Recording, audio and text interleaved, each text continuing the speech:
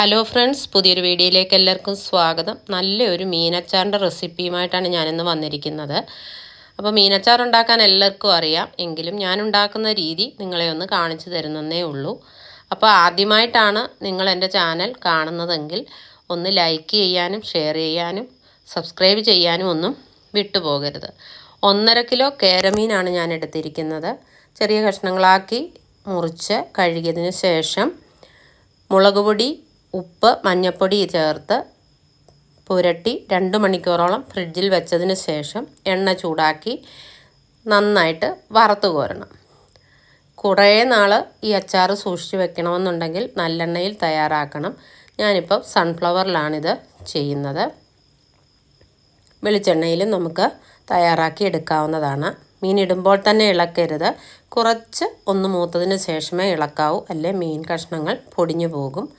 എല്ലാ മീനും വറുത്തെടുത്തിട്ടുണ്ട്. അതിന് ശേഷം അതേ എണ്ണയിലേക്ക് തന്നെ കടുക് പൊട്ടിച്ച് ഇഞ്ചിയും വെളുത്തുള്ളിയും പച്ചമുളകും കറിവേപ്പിലയും ചേർത്ത് നന്നായിട്ട് മൂപ്പിച്ചെടുക്കണം.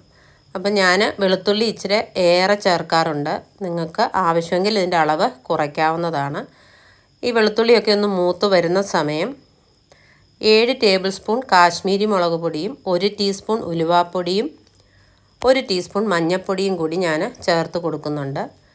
ഇതെല്ലാം കൂടി ഒന്ന് നന്നായിട്ട് ഇളക്കി യോജിപ്പിച്ച് അതിൻ്റെ പച്ചക്കുത്തൊക്കെ ഒന്ന് മാറുന്നിടം വരെ മൂപ്പിച്ചെടുക്കാം. അതിനുശേഷം 1/4 ടീസ്പൂൺ കായപ്പൊടി ഞാൻ ചേർത്ത് കൊടുക്കുന്നുണ്ട്. മീൻ വറുത്തപ്പോൾ നമ്മൾ ഉപ്പ് ചേർത്തിട്ടുണ്ട്. ഇനിയും കുറച്ച് ഗ്രേവിക്ക് ആവശ്യമായ ഉപ്പ് കൂടി ചേർത്ത് കൊടുക്കുന്നുണ്ട്. അതിനുശേഷം നമ്മൾ ചേർത്ത് കൊടുക്കുന്നത് വിനാഗിരിയാണ്. നമുക്ക് ഗ്രേവിക്ക് ആവശ്യമായ വിനാഗിരി ചേർത്ത് കൊടുക്കാം. ഒരുപാട് വേണ്ട. ഇത് ഒരു കുഴഞ്ഞ ഗ്രേവിയോടുകൂടി വേണം മീനച്ചാർ എപ്പോഴും എടുക്കാൻ. വിനാഗിരി ഒഴിച്ച് കഴിയുമ്പോഴേ നമ്മുടെ മസാലയൊക്കെ ഒന്ന് നന്നായിട്ട് തിക്കായി കിട്ടും. ഇനി ഇതിലേക്ക് നമ്മൾ വറുത്ത് വെച്ചിരിക്കുന്ന മീൻ കഷ്ണങ്ങൾ ചേർത്ത് നന്നായിട്ട് ഇളക്കി യോജിപ്പിച്ചെടുത്താൽ അടിപൊളി അച്ചാർ റെഡി ആയി കഴിഞ്ഞു.